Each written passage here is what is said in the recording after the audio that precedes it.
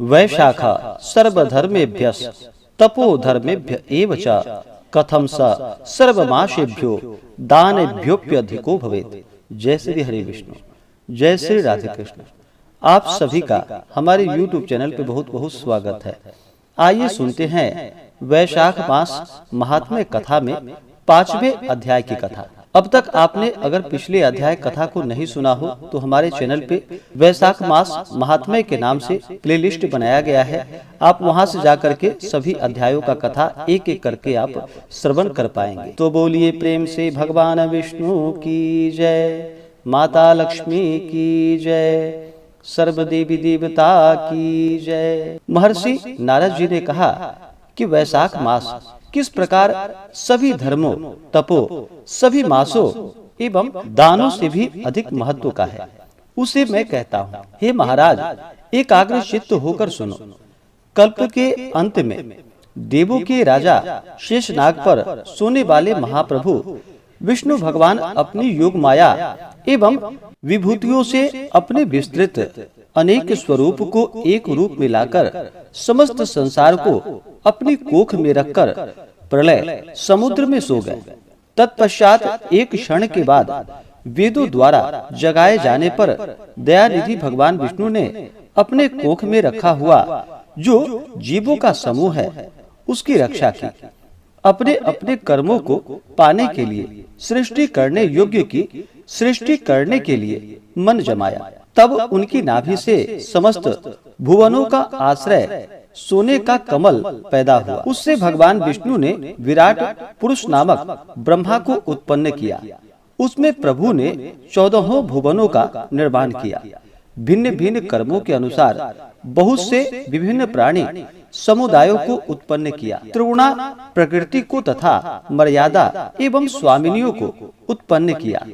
तदंतर वर्णों एवं उनके आश्रमों के विभागों को तथा धर्म की व्यापकता को स्थापित किया। चारों वेदों, विभिन्न तंत्रों, संहिताओं, स्मृताओं, पुराणों, इतिहासों एवं अपने अज्ञान स्वरूप वचनों से धर्म की रक्षा के लिए धर्म प्रवर्तक ऋषियों को महाप्रभु महेश्वर ने उत्पन्न किया। उन ऋषियों ने वर्ण एवं आश्रमों के विभाग से धर्म परिवर्तन किया। प्रजा वर्ग ने अपने अपने वर्ण के अनुसार योग्य एवं भगवान विष्णु को संतुष्ट करने वाले धर्मों पर विश्वास किया। सदा सबके हृदय में रहने वाले अविनाशी महाप्रभु परमेश्वर उन प्रवर्तित धर्मों एवं स्वाश्रयी भूत प्रज्ञाओं को देखकर एवं भय दिखलाने के लिए परीक्षा की दृष्टि से प्रत्यक्ष रूप में साक्षात आकार यह चिंता करने लगे कि वह कौन सा समय है जबकि प्रजा हितकारी समस्त धर्मों को करती है। हे राजन, प्रभु ने इस प्रकार की चिंता करते हुए यह निश्चय किया कि वर्षा काल की सृष्टि मैंने ही की है, किंतु इसमें यह प्रजा दुखी रहती है और कीचड़ आदि से उद्विग्न रहने के कारण संपूर्ण धर्मों को नहीं करती है। उन लोगों को देखकर मुझे क्रोध ही होता है, ना ही संतोष। और सत्य बात तो यह है कि मैं जिन्हें देखूं वे दुखी नहीं रह सकते और ये धर्म रहित हैं, अतः इनकी ओर नहीं देखता हूँ। और इसी प्रकार शरद ऋतु में भी खेती में लगे रहने के कारण यथोचित धर्मों की पूर्ति नहीं हो सकती। इस समय कोई पके फलों के संचयन में लगे हैं और कुछ तो वर्षा से पीड़ित हैं। हे राजा, कुछ तो ठंडक से दुखी हैं। उन्हें देखकर मेरे मन में क्रोध ही होता है। इस विपरीत दशा को देखकर मुझे संतोष नहीं होता है।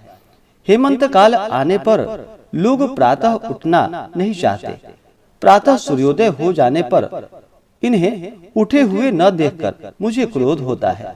उसी प्रकार यह प्रजा वर्ग शिशिर काल में भी प्रातः काल शीत से पीड़ित रहता है और शीघ्रता पूर्वक निरंतर पके हुए फलों के लेने में लगा रहता है। वे ठंडक से दुखी होकर प्रातः काल उठना नहीं चाहते, अतः उनका कर्म लोप हो जाता है, जिसकी पूर्ति भी कभी नहीं हो सकती। प्रतीक्षा करने का यह समय नहीं है।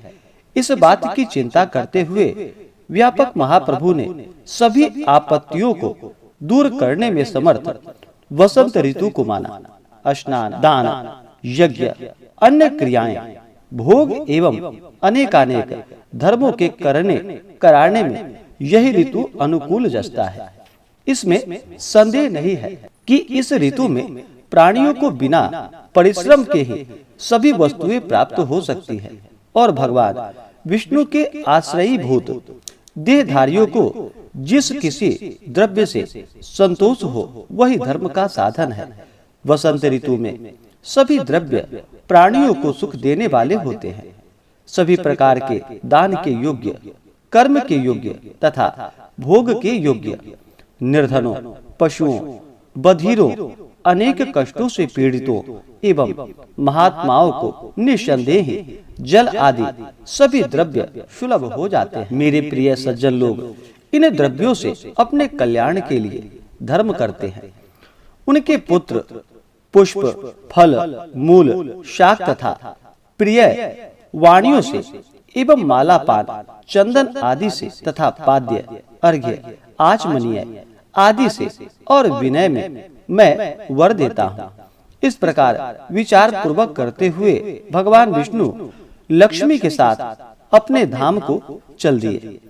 सभी ओर विकसित फूलों से भरे हुए वनों को देखते हुए एवं हृष्ट पुष्ट व्यक्तियों से भरपूर मतवाले, भौरे तथा पक्षियों से गुंजायमान और आश्रमों, घरों तथा वन एवं ग्राम निवासियों, उनके रम्य प्रांगणों, उद्यानों तथा स्थलों को लक्ष्मी को दिखलाते हुए बड़े बड़े देवताओं के सहित तथा सिद्ध चारण, गंधर्व, किन्नर, उड़ग, राक्षस आदि सभी से स्तुति किए जाते हुए वर्णाश्रम निवासियों के घरों में गए और वहां ही लक्ष्मी और देवताओं के सहित मीन राशि से लेकर कर्क राशि तक रहकर तथा पूजा करने वाले एवं न करने वाले पुरुषों को भली भांति देखकर और उनमें धर्म वालों के अभिलषित मनोरथों को दिया। उन मत्त पुरुषों को नहीं सहते, उनकी आयु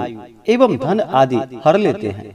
यदि वैशाख मास में परमात्मा की पूजा करता है और उसमें भी प्रधानतया चल मूर्ति साधुओं की, जिनमें कि प्रभु स्वयं साक्षात वास करते हैं, अन्य मासों में नहीं किए गए कर्मों के लोप को यह सह लेते हैं। जिस प्रकार देश में आए हुए राजा को देखकर देश की प्रजा यदि उनके लिए विनय पूर्वक बहुमूल्य उपहारों को भेंट के रूप में देती है, तो प्रजाओं के परिणाम व स्वरूप की न्यूनता व परिपूर्णता से राजा उनकी न्यूनता अथवा परिपूर्णता जानता है और संतुष्ट हो जाता है और उनकी अभिलषित वस्तुओं को भी अवश्य ही देता है। उस समय जो पूजा नहीं करते उन्हें दंड भी देता है।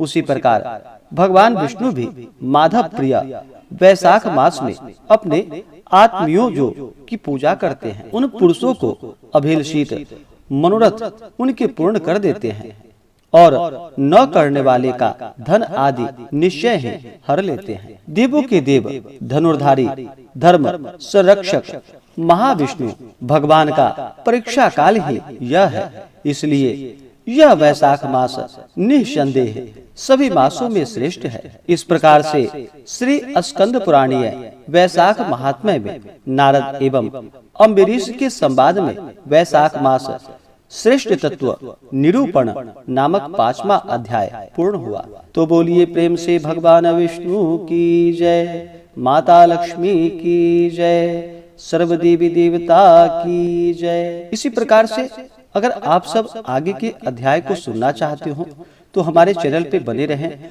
और हमारे चैनल पे अगर आप नए हो तो चैनल को लाल बटन दबा करके सब्सक्राइब करें, साथ में बेल आइकन घंटी को दबाएं ताकि मेरे वीडियो का नोटिफिकेशन आपको समय से मिलता रहे। वीडियो को लाइक करें, शेयर करें। सुखी रहें और स्वस्थ रहें। जय श्री राधे कृष्ण। धन्यवाद।